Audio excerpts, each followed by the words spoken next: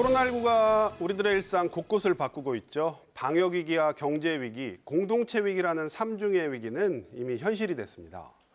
여기에 불안과 불확실성으로 가득한 포스트 코로나 시대, 이 정부가 한국판 뉴딜을 서둘러 준비하는 이유가 여기에 있는데요.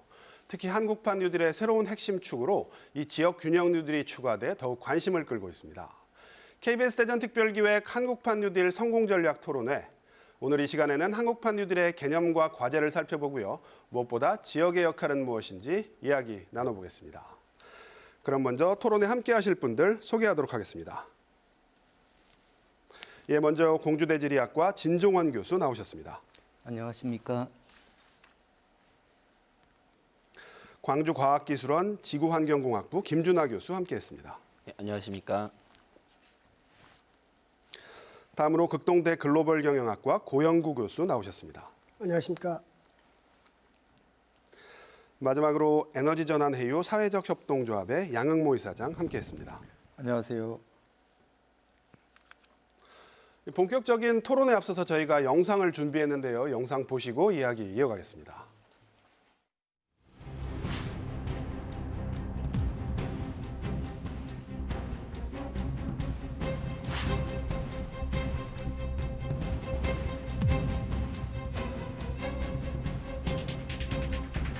K방역의 성공 덕분에 경제 충격을 최소화하고 세계에서 가장 빨리 경제를 회복할 수 있다는 자신감을 갖게 되었습니다.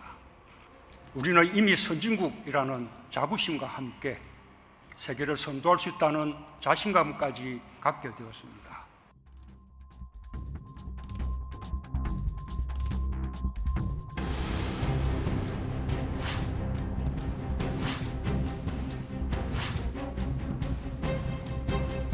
추격형 경제에서 선도형 경제로, 탄소 의존 경제에서 저탄소 경제로, 불평등 사회에서 포용 사회로 대한민국을 근본적으로 바꾸겠다는 정부의 강력한 의지입니다.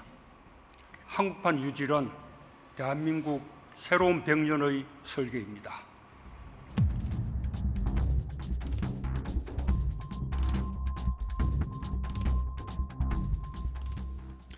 네, 지난 수요일부터 어제까지 한국판 뉴딜 경청공감 대토론회가 이 충청권에서도 열렸었는데요. 예, 진 교수님 그 토론회 다녀오신 걸로 알고 있는데 네네. 어떤 얘기들이 좀 오갔는지 좀 궁금합니다. 먼저 좀 간략하게 설명을 좀 해주시죠. 네네. 지난 7월 달에 한국판 뉴딜이 처음 제안되고 나서 많은 이제 보완이 있긴 했지만 네. 아직까지도 뉴딜을 어떻게 추진할 것인가 방법이나 전략적인 측면에서 더 좀 보완이 필요하다라는 논의가 정책기획위원회에서 많이 있었고요. 네. 특히 또 그간의 논의가 거의 이제 서울에서 중앙 중심으로 이루어졌기 때문에 네. 지역에서는 아직도 한국판 뉴딜에 대해서 궁금해하는 분들이 많고 네. 그래서 그것을 뭐 단지 이제 정책 토론을 넘어서서 네. 지역 사회에서 각계각층이 참여하는 이렇게 토론을 통해서 한국판 뉴딜을 좀 잘 이해하고 이것을 지역에서 어떻게 추진해 나갈 것인가에 대한 토론회였습니다. 상당히 성과가 있었다고 생각을 합니다. 네. 간략하게 말씀을 해주셨는데 사실 뉴딜이 화두가 된 지는 꽤 됐습니다. 그래서 네네. 뭐 160조를 투자해서 190만 개 일자리를 만들고 뭐 그중에 절반은 지역에 투자를 하고 그런데 그 개념 자체가 뭐 디지털, 그린, 뭐 사회안정망 뭐 여러 분야가 섞여 있다 보니까 개념 자체가 사실 저도 어렵거든요. 네. 한국판 뉴딜이 이거다라고 좀 설명을 좀 이어서 해주신다면요. 한국판 뉴딜을 처음에 이제 디지털 뉴딜, 그린 뉴딜, 안전망 네. 요 세 가지 축으로 제안이 됐는데 새롭게 제안하는 것은 요 이제 어떤 사업을 할 것인가, 어떤 분야에서 뉴딜을 할 것인가. 뿐만 아니라 이것을 어떻게 수행할 것인가 전략의 차원에서 두 가지를 더 제안을 했습니다. 그것이 이제 하나는 지역 기반 전략이고요. 또 하나는 사회적 대화 전략입니다. 즉 지역 사회에서 논의를 통해서 아래로부터 지속 가능한 뉴딜을 해보자. 또 하나는 이제 사회 각계각층의 대화를 통해서 수평적인 관계 속에서 그러니까 중앙부처가 일방적으로 하달하는 방식으로가 아니라 그 두 가지 전략으로 뉴딜을 추진해 보자는 것입니다. 네. 다음 질문은 고 교수님께 좀 여쭤볼게요. 네. 지금 뭐 진 교수님이 설명을 해주셨지만 네. 어떤 포스트 코로나 시대를 대비하면서 어떤 대전환의 시기가 왔고 그래서 우리가 뉴딜로서 미래를 준비해야 된다. 말로는 이해가 됩니다. 근데 왜 필요한 건지 이 부분을 좀 더 구체적으로 좀 짚어주신다면요. 전대미문에 이제 코로나를 겪으면서 네네. 특단의 조치가 필요하지 않겠습니까? 네네. 그리고 또 코로나 이전에 할지라도 우리가 이제 소득 불평등이라든지 기후 변화, 네. 또 우리가 이제 4차 산업혁명 대응하는 문제, 네. 이러한 구조적인 문제가 우리 한국 사회에 있었어요. 네. 그래서 그런 것들을 해결하고 네네. 또 더 나아가서는 또 이 한국판 일에 담겨져 있는 것이 네. 그 우리의 그 자신감이 좀 담겨져 있지 않는가 이렇게 생각이 들어요. 네.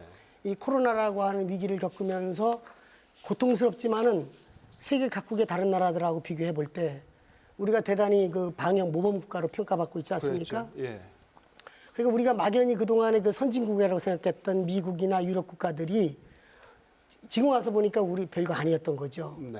우리가 훨씬 앞서갈 수 있다. 네. 그렇기 때문에 우리가 선도 경제 네. 또 그동안에 뭐 우리가 이제 뭐 중진국에서 선진국의 대열에 올라가려고 하긴 했습니다만 이제 선도 국가로 나갈 수 있다. 네. 그럼 그것을 어느 그릇인가는 담아야 되는데 네. 그것이 바로 한국판 뉴딜이라고 하는 그릇을 통해서 실현하겠다. 이런 의지가 담겨 있다고 봅니다. K 방역으로 확인된 우리의 잠재력을 사회 전 분야로 확산시키겠다. 네, 그렇죠. 그렇게 이해하면 되겠습니다. 네, 네. 예. 알겠습니다. 그 중에서도 제일 눈에 띄는 게 디지털 뉴딜입니다. 예. 김 교수님, 그 디지털 뉴딜 어렵습니다. 마찬가지로 뭐 다 네. 어렵습니다. 근데 예. 디지털 뉴딜 어떤 개념입니까? 예.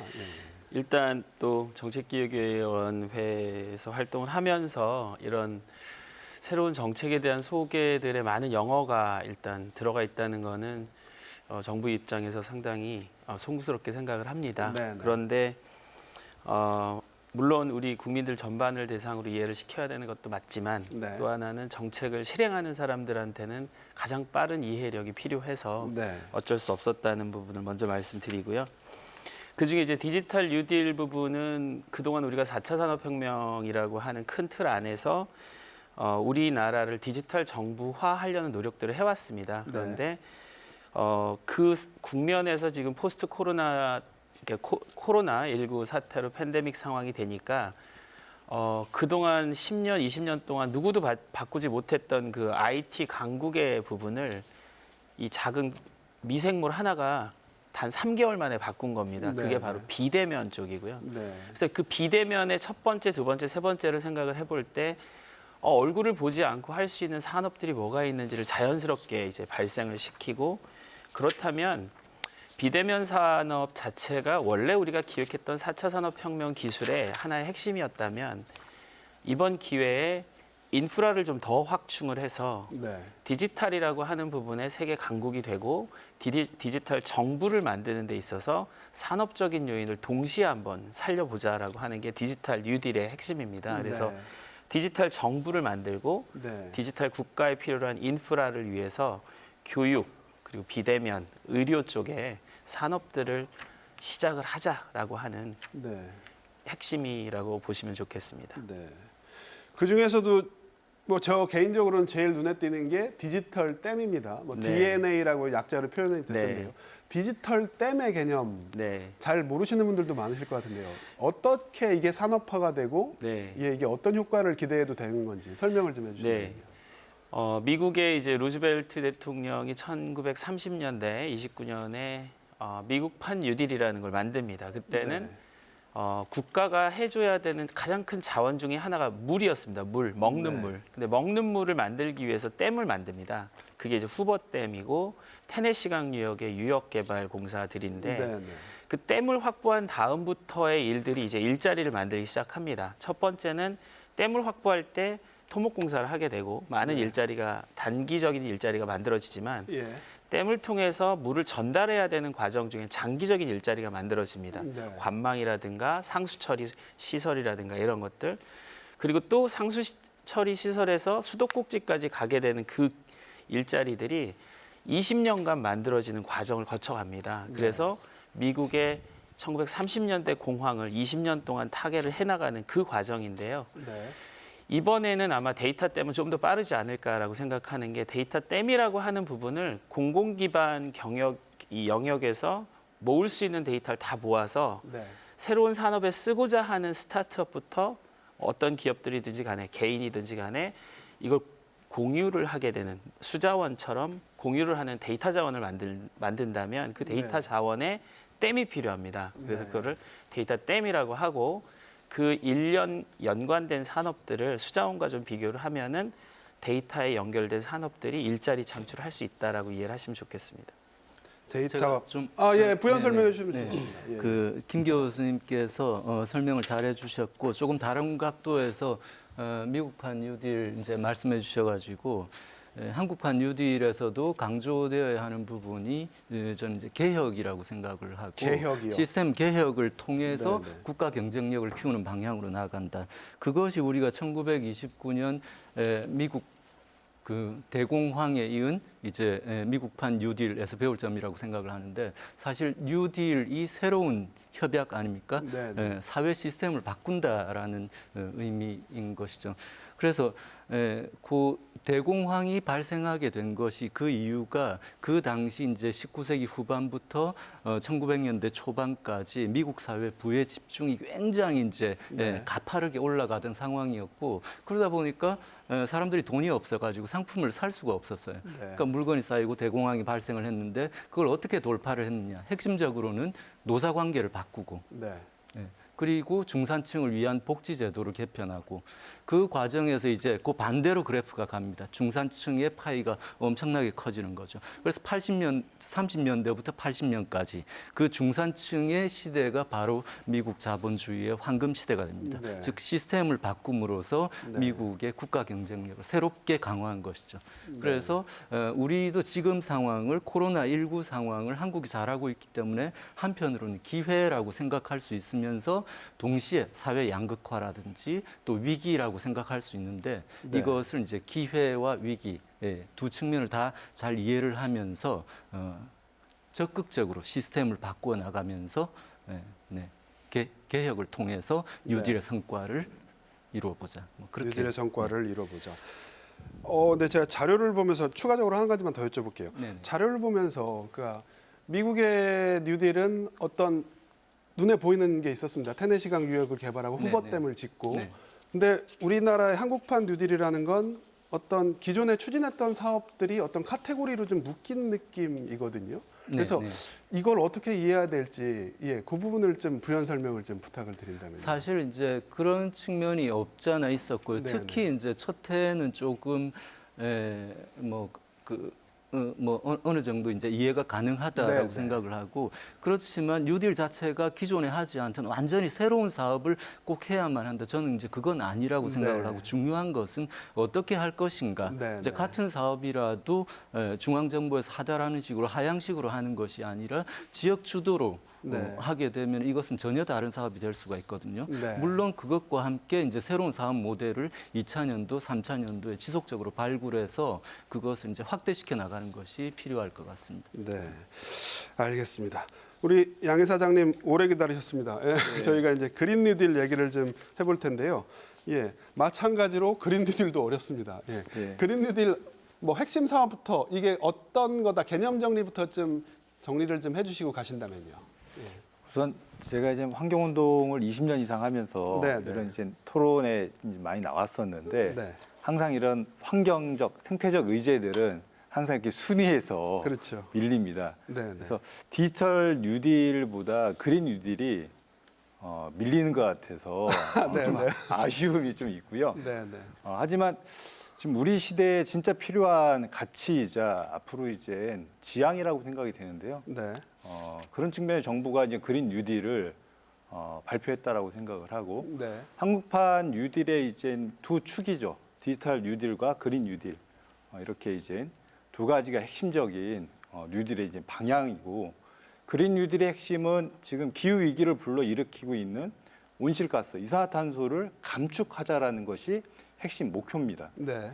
이 온실가스를 감축하기 위해서는 뭐 교통, 산업, 우리 사회 전 분야에 걸쳐서 탈탄소 사회로의 어떤 전환이 필요하다라는 것이고 그걸 위해서 일자리를 새롭게 만들고 네, 또 네. 새로운 산업을 만들고 또 우리 지역 주민들이 참여할 수 있는 다양한 일들을 네, 네. 만들겠다라는 것이 그린 뉴딜의 핵심인 거죠. 네, 네. 그러니까 그린 뉴딜은 어떻게 보면은 온실가스 감축, 일자리 창출 그리고 사회 불평등 해소라는 이 3대 과제를 실현하는 정부가 새로 이제 만든 네. 정책이다라고 네. 보시면 될 것 같고요. 정부가 7월에 발표한 그린 뉴딜 추진 계획을 보면 2050년까지 73조 원을 투입해서 공공 임대주택의 그린 리모델링, 뭐 건축 부분이라든지 네. 그리고 숲 조성이라든지 태양광 발전, 풍력 발전과 같은 재생에너지 보급 이런 사업들이 여기에 이제 들어가 있습니다. 네. 최근에는 국회에서 기후위기 그 기본법, 일명 그린 뉴딜 기본법을 지금 발의한 상태인데요. 네. 아직까지 제도라든지 정책이 준비 단계여서 본격적으로 추진되고 있지 않지만 네. 앞으로 점점 이제 심각해진 기후 문제 해결을 위해서 정부가 선도적이고 주도적으로 우리 국민들과 함께 풀어가겠다라는 정책으로 이해하시면 될 것 같습니다. 사실 그 그린 뉴딜, 그린이라는 말 다른 말로 하면 뭐 친환경 이렇게도 바꿀 수 있을 것 같은데요. 뭐 친환경이라든가 아니면 뭐 저탄소 녹색 성장 저희가 오래전부터 해오던 얘기입니다. 근데 그럼 이번에 그린 뉴딜이라는 게 기존의 어떤 정책들과 차별화할 수 있다면 어떤 점이 좀 다르다고 저희가 좀 이해를 하면 될지 이 두 분 전문가분께서 좀 말씀해 주시면 좋을 것 같은데요. 예, 우선 우리보다 앞서서 이제 이 네. 그린 뉴딜 정책을 추진하고 있는 네.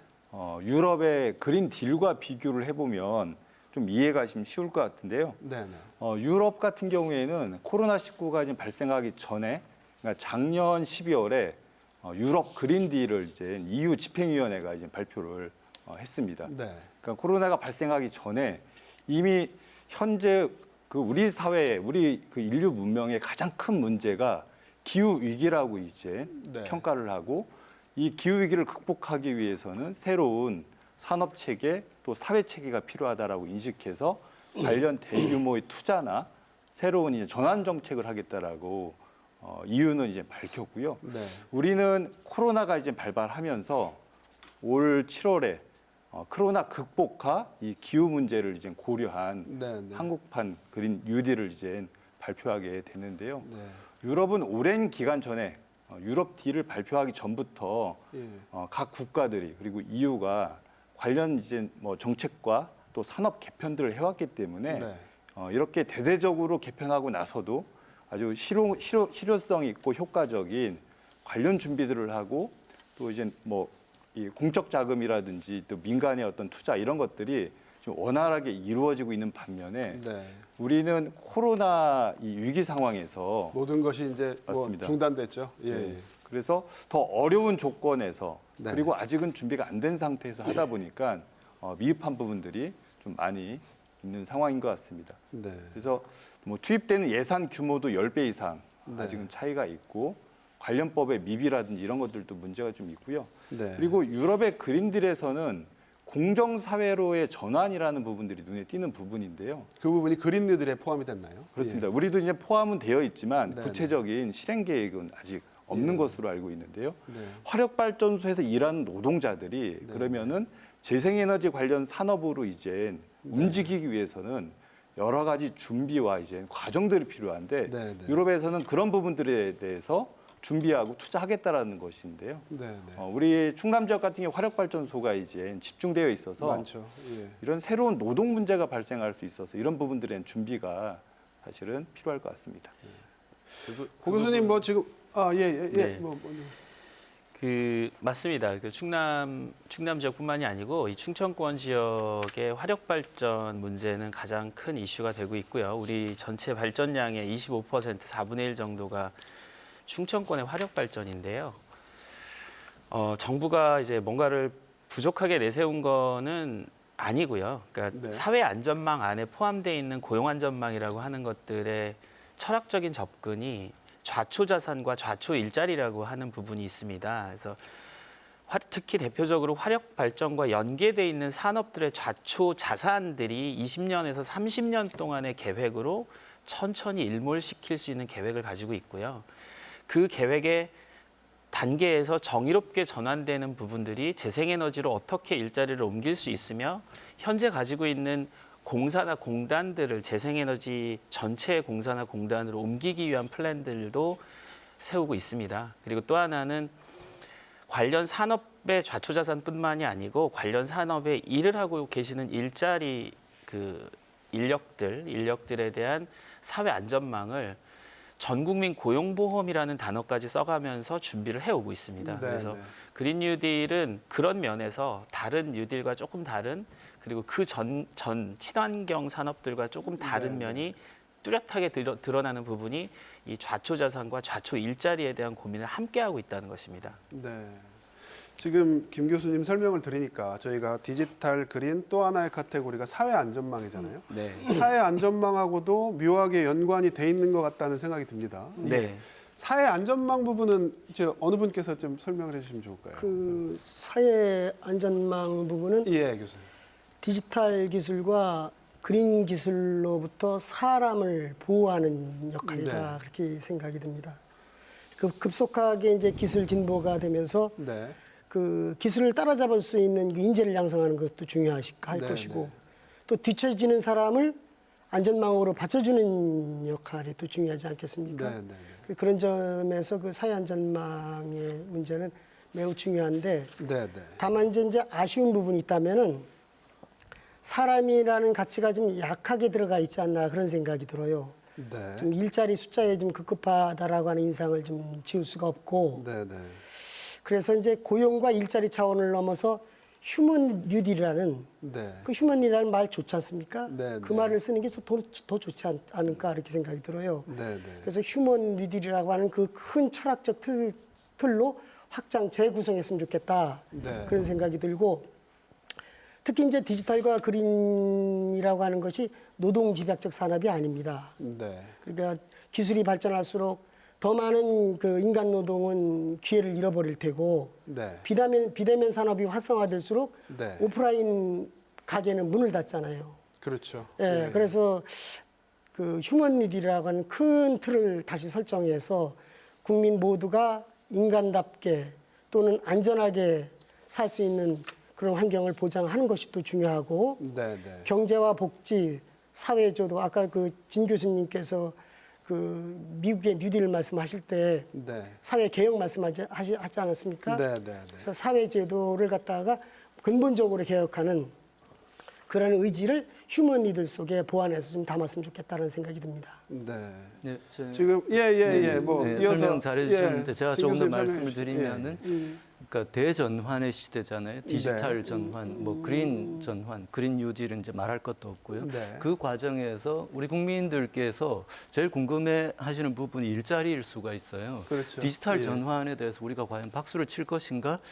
근데 이게 어떻게 보면은 좋은 일자리가 사라지고 전통적인 산업이 디지털 사회로 바뀐다. 네. 좋은 일자리, 안정적인 일자리는 사라지고 그보다 더 못한 일자리가 생길 수도 있거든요. 네, 이제 네. 이렇게 돼서는 안 되겠다. 만약에 산업이 또 그런 측면이 있다면 말씀하신 것처럼 고용보험이라든지 그런 안전망을 강화해서 대안을 마련하지 않는다면 그냥 디지털 전환 자체에 대해서 우리가 박수 치고 있을 수는 없다.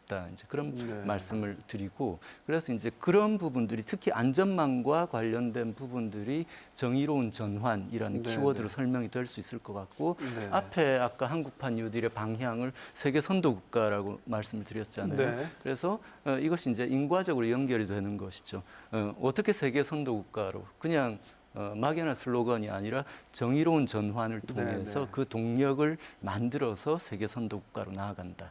그것이 이제 정책기획위원회에서 제시하는 한국판 뉴딜의 방향이다라고 말씀을 드릴 수가 있겠습니다. 그것 말고 이제 한 가지 뭐 궁금해하실까봐 이제 첨언을 네, 하자면 네, 양 대표님께서 아까 예. 그 유럽의 그린딜이라고 예, 예, 설명하셨는데 사실 유럽은 굉장히 앞서 나가 있어서 네, 굳이 네. 뉴딜이라고 할 필요가 없어서 뉴자가 거의 빠진 거군요. 주류적인 예. 인식이 된 거예요. 예, 예. 근데 미국은 이제 트럼프 정부도 굉장히 많이 뒤처져 있었고 네, 네. 그러다 보니까 이제 지금 뭐 거리가 많이 벌어져 있죠. 그래도 그럼에도 불구하고 지난 2019년에 미국 하원 의원의 이제 그린 뉴딜 결의안이 있었는데 말씀하신 것처럼 그 내용의 절반 이상이 사회 정의라든지 공정한 사회, 약자 보호 이런 내용들이에요. 우리 관점에서 그냥 그린 뉴딜을 환경적인 측면으로만 이해하고 있다면 약간 이해가 안 가는, 그만큼 사회가 아주 격변하고 대전환이 일어나는데 그 과정에서 국민들을 보호하고 약자를 보호하는 것이 중요하다라고 다들 유럽에서도 미국에서도 인식하고 있고 우리도 대비해야 된다라는 것입니다.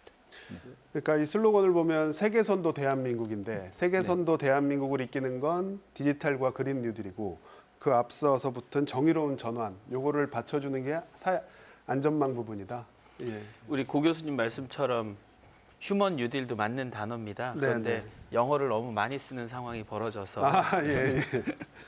아, 요즘에 영어 너무 많이 씁니다. 이거 좀 줄여야 될 것 사람 같아요. 뉴딜이라고 하면 좋겠습니다. 사람 뉴딜. 네, 사람 뉴딜도 네, 네. 참 좋은 네, 단어인 또 것 같습니다. 안전망 강화 부분은 네네. 지금 당장의 또 문제인 것 같습니다. 네네. 코로나19 때문에 택배 노동자들의 지금 과중한 업무들로 인해서 지금 사회 그렇죠. 문제가 되고 있고, 네. 그리고 이제 폭염 같은 것들이 이제 길어지면서 노동 현장이 더 열악해진.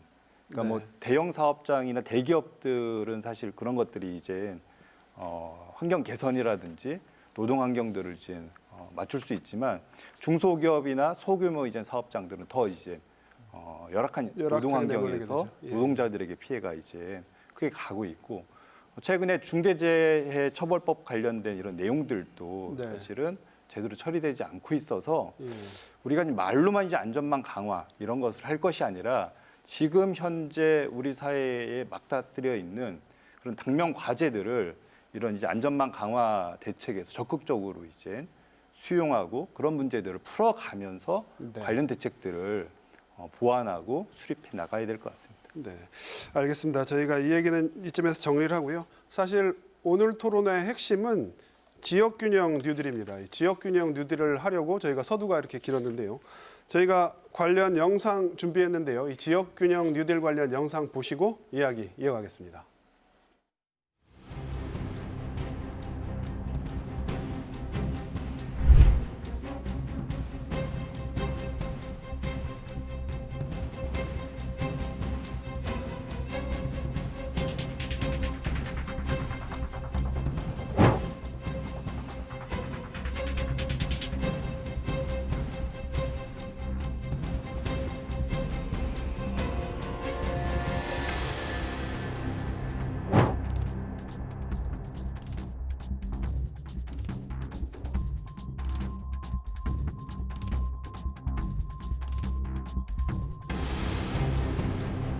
한국판 뉴딜의 기본 정신으로 지역균형 뉴딜을 추구하고자 합니다.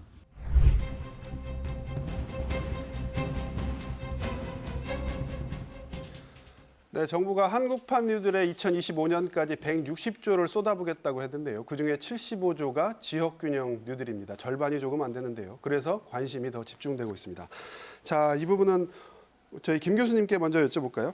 지역균형 뉴딜과 기존의 디지털 그린 사회 안정망 뉴딜이 있습니다. 네. 이걸 저희가 어떻게 구분해야 되고 두 개가 어떻게 연계가 되는지 그 네. 부분을 좀 설명을 좀 부탁드립니다. 일단 오늘 방금 보여주신 그 영상 부분을 보면서 좀 느꼈던 게 사실 한국판 뉴딜은 계속 진화하고 있습니다. 네. 초창기 7월부터 뭐 9월, 10월 앞으로도 계속 진화를 할 거라고 예상을 하는데 특히 이제 이런 지역균형 뉴딜 토론회를 거듭하면서 지역의 목소리가 많이 반영될 것이라고 믿고 있습니다. 근데 이제 딱 방금 그 동영상을 보더라도 영상을 보시더라도 대전의 디지털, 대전의 그린, 네, 충남의 디지털, 충남의 네, 그린 네. 이렇게 딱 칼같이 나눠서 설명을 하고 계시는데 나누는 걸 좋아합니다. 예. 네, 그게 뭐 이해하기는 쉽겠지만 사실 지역균형 뉴딜은 그 목소리가 아니어야 한다는 거죠. 네. 그러니까 대전은 대전 주민들의 절박함과 상상력이 포함이 돼야 되고 네, 네. 충남은 충남의 절박함과 상상력이 들어가야 되는데 네. 그린과 디지털은 그 어찌 보면은 지역균형 뉴딜의 프레임이 돼버릴 수도 있어요. 근데 그 네. 프레임을 깨자는 거거든요, 지금. 네. 그래서 지금 제가 추천하고자 하는 어떤 방향성은 대전과 세종 같은 경우는 디지털에 초점을 더 두는 게 좋지 않냐라는 부분이죠. 이유는 네, 네. 디지털에 더 가깝고 그리고 디지털에 해당하는 인프라들이 부족한 상황에 조금 더 충족을 충족시키면 어찌 보면 완벽한 세종청사의 디지털 정부라든가 네. 대전의 스마트 시티라든가 이런 것들이 좀 더 가깝게 잡아갈 수 있는데 거길 또 굳이 그린 뉴딜을 한꺼번에 가져가면서 정부가 주는 예산을 나눠서 가져가겠다는 느낌을 받아요. 네, 네. 그러실 게 아니고 네, 네. 대전은 대전만큼의 가장 잘할 수 있는 거. 대전에서 만약에 우리 양 이사장님이 말씀하셨던 노동이나 해고의 문제가 있다라고 하면 디지털과 사회 안전망을 우리 지역의 뉴딜이다라고 주장을 하시는 게 맞지.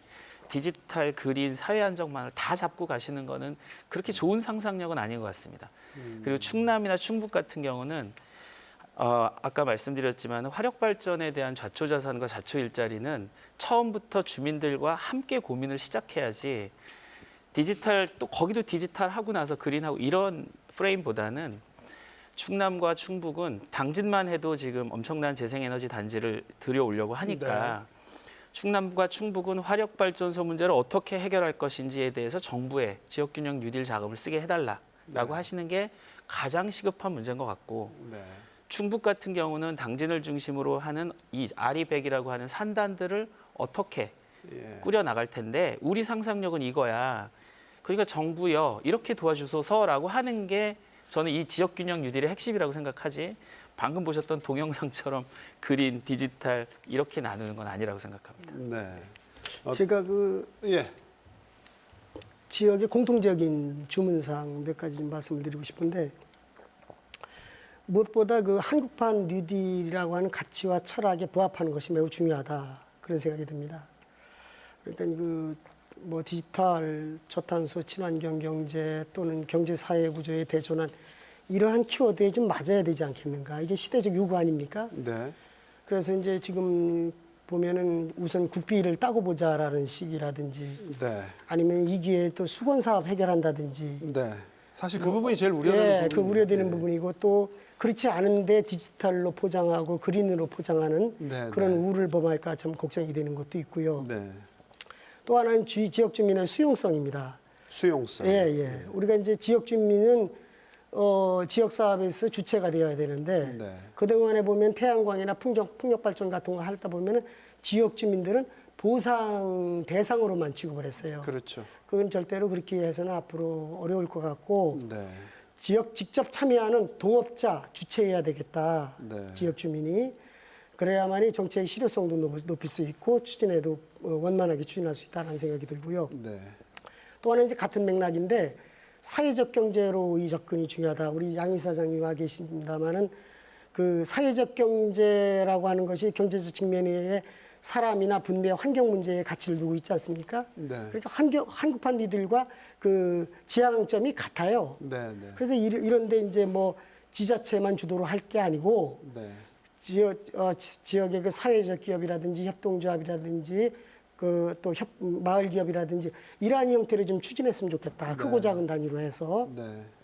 이러므로 해서 지역 경제 성과도 좀 달성하고 사회적 가치도 높일 수 있다 이런 생각이 듭니다. 네. 또 하나는 또 이제 산업의 측면에서 얘기한다면 지역 중소기업이 좀 적극 참여할 수 있도록 통로를 중소기업이요? 만드는 게 중요하다는 생각이 듭니다. 디지털 앞으로 이제 민간 투자가 이제 적극적으로 좀 논의가 될 텐데 자칫하면 대기업 중심으로 흐를 수가 있다는 생각이 들어요. 네. 그래서 이게 지역 경제의 파급 효과라든지 고용 창출력 이런 측면을 고려한다면은 지역 중소기업을 참여할 수 있는 환경을 넓게 열어놔야 되고 네, 이 네. 지역 기업인들과도 폭넓은 대화가 필요하다는 생각이 듭니다. 네. 기업 입장에서도 또 기술 경쟁력을 높일 수 있는 기회가 되기도 하고요. 네. 예. 지금 고 교수님께서 좋은 의견 주셨는데요. 이사장님, 예, 지역균형 뉴딜을 뜯어보면 3분의 2가 그린 뉴딜 쪽입니다. 맞습니다. 예, 예. 그래서 지금 고 교수님 의견이 더 중요할 것 같은데요. 어떻게 네. 보세요? 예. 그 지금 뭐 대전시가 AI 기반 4차 혁명 특별시 조성이라든지 네, 네.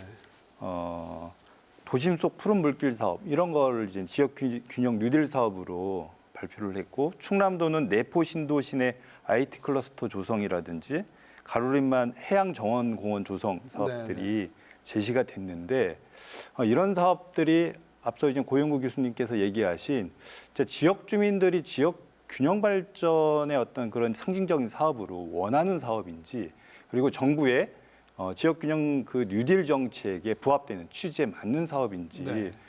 좀 평가가 좀 필요한 것 같고요. 네. 왜 이런 결과가 나왔을까? 이게 이제 관 주도의 그러니까 이제 공무원 중심의 급하게 이제 중앙 정부의 이런 이제 사업비 확보를 위해서 제안하는 과정에서 나온 결과일 것 같은데요.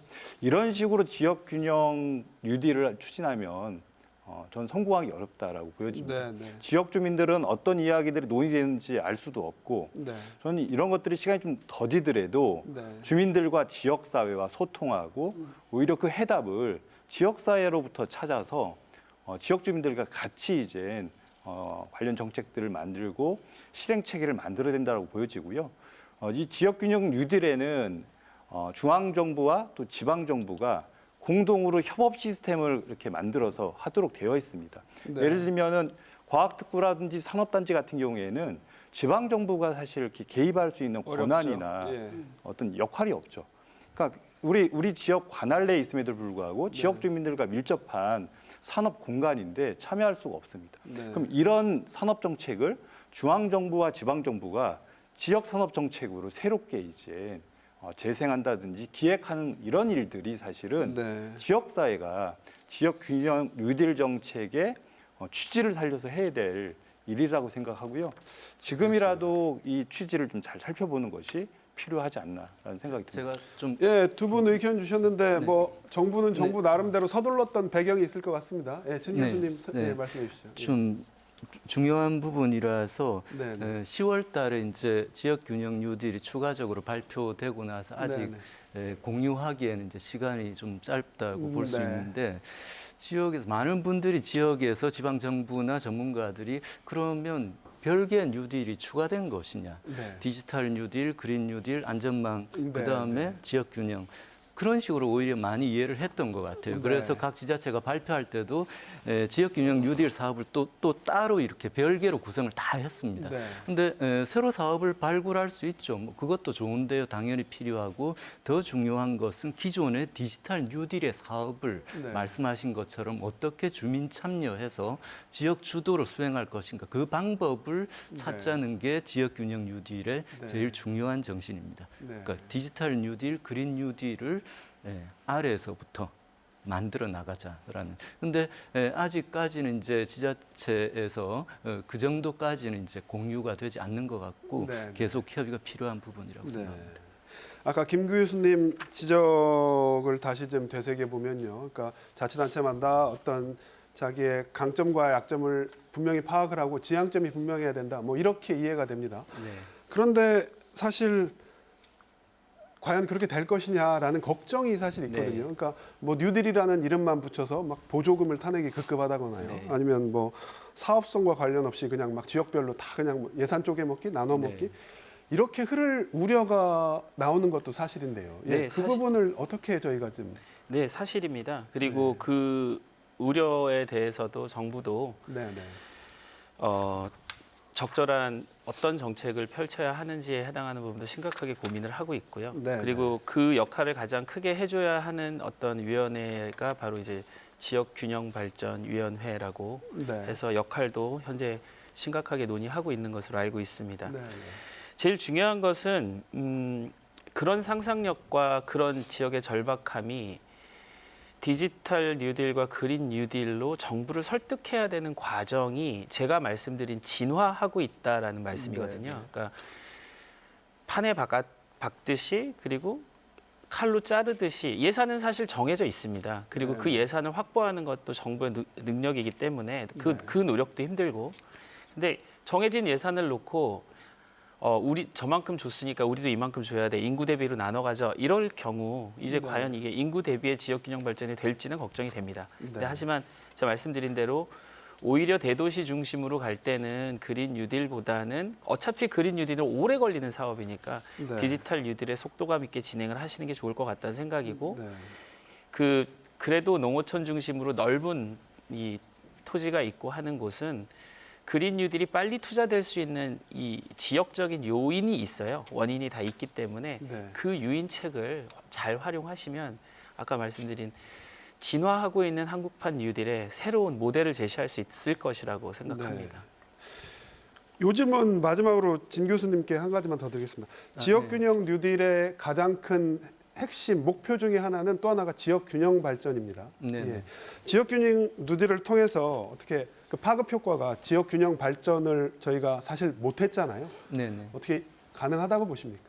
네, 사실 이번 정부에서 균형 발전, 지역 균형 발전에 대해서 전반부에서는 그다지 크게 신경을 많이 못 썼던 것 같습니다. 네. 그렇지만 뭐 행정 수도 이전 논의도 있었고 여러 예, 가지 예. 계기로 또 한국판 뉴딜도 있고 이제 균형 발전에 대한 관심이 커지고 있는데 이것을 이제 저는 뭐 그렇게 생각합니다. 한국판 뉴딜의 지역 균형 뉴딜 사업 따로 또 뭐 광역권 발전 따로 또 뭐 균형 발전 사업도 따로 이렇게 가는 것이 아니라 지역에서 하나의 사업 속에서 그것들이 다 연계될 수 있도록 조금 기획을 해봐야 되지 않을까. 그래서 이제 스케일을 여러 가지로 생각을 하면 좋겠어요. 마을 단위, 기초 단위, 또 광역 시도 단위 아니면 그것을 뛰어넘어 가지고 충청권 이런 다양한 스케일에서 지역의 힘을 모으고 그런 과정에서 좀 역할 배분도 실제로 가능하게 되고 중복의 위험성도 줄게 되고 뭐 그렇게 되지 않을까 합니다. 네, 어떻게 저희가 어떤 생각을 가둬놓고 생각할 건 아니고 정말 뭐 이건 경계가 없는 앞으로 그런 뉴딜 사업이 추진이 돼야 될 것 같다는 생각이 말씀드린 것처럼 드는데. 무엇을 보다는 어떻게가 더 중요하다. 네. 알겠습니다. 저희가 저희가 토론을 이제 좀 마무리할 시간이 돼서 예, 교수님 저희가 마무리 발언 시간 제가 드리겠습니다. 저희가 네 분께 한 1분 정도씩밖에 못 드릴 것 같아요. 시간이 없어서 한국판 뉴딜 나아가서 지역 균형 뉴딜 성공을 위해선 이것이 반드시 필요하다. 우리 고 교수님부터 좀 말씀 부탁드려도 될까요? 네. 무엇보다 지역 주도성이 중요하다고 생각합니다. 지역 스스로 객체가 아니라 주체라고 생각해야 된다. 정부의 사업 매트릭스에 얽매이지 말고 지역의 창의력, 상상력, 역량 이런 것들을 좀 총동원했으면 좋겠습니다. 산업화 이후에 그동안 우리나라가 지역의 자원을 이렇게 동원한 적이 없어요. 그래서 이번에 좋은 기회다 이렇게 생각이 들고요. 또 하나는 뭐냐면 이제 정책기획위원회에서 많이 강조하시는데 활발한 사회적 대화가 중요하다. 사회적 약속 아닙니까?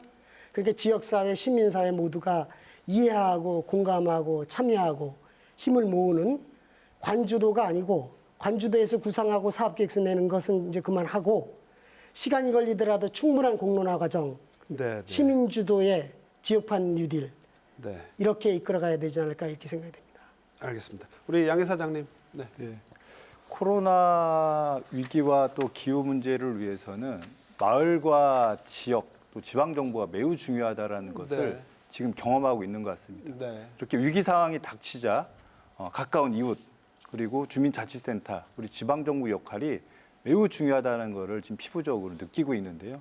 이렇게 위기 시대 그리고 어떻게 보면 사회가 전환되는 지금이야말로 지역 사회가 중심을 잡고 이런 이제 뉴딜을 새롭게 만들어가는 주역으로 참여해야 성공할 거라고 보여집니다. 같은 얘기를 해주셨는데요. 우리 진 교수님. 네. 지난 이틀간 대토론회 타이틀이 이제 한국판 뉴딜, 지역에서 길을 찾다인데, 그것이 이제 핵심이라고 생각을 합니다. 지역 균형 뉴딜도 사실은 지역 균형 뉴딜인데 서울에서 계속 논의가 됐어요, 중앙에서. 정작 지역에서는 지역 균형 뉴딜이 뭐냐고 이제 이것이 현실이었는데 이것을 역전시켜야 된다. 지역에서 전체 사업을 만들어 나갈 수 있는 새로운 모델을 만들어야 된다. 이것이 중요하다고 생각합니다. 그런 모델들이 하나씩 쌓이고 그러면서 그것이 모여서 전체 한국판 뉴딜의 방향을 개척해 나갈 수 있지 않을까, 진화시켜 나갈 수 있지 않을까 생각을 합니다. 지역의 어떤 잠재력을 보여줘야 된다. 이렇게 이해가 되는데요. 김 교수님. 네. 한국판 뉴딜의 핵심은 데이터, 재생에너지, 사람 그리고 지역 균형입니다. 지역입니다. 네 가지 키워드를 국가 발전 전략에 잘 녹아내리는 앞으로 20년 후에 대한민국은 데이터로 똑똑해지는 나라, 재생에너지로 깨끗해지는 나라, 언제 어디서든지 일을 할 수 있는 그런 나라가 되는 100년의 설계입니다. 그래서 지금 초기 기획들이 조금 모자라더라도 네, 네. 같이 진화해가는 과정에서 민관 그리고 시민 마을까지 다 같이 한번 동참을 해서 이해, 공감, 연대 협력으로 국가의 전략을 같이 바꿔나가는 것도 좋은 생각이라고 생각합니다. 네, 알겠습니다. 네, 이 한국판 뉴딜의 성패를 결정짓는 한 가지 바로 지역균형 뉴딜일 겁니다. 이 지역균형 뉴딜이 성공한다면 세계선도 대한민국이라는 슬로건도 그저 원대한 꿈에 그치지는 않을 것 같습니다.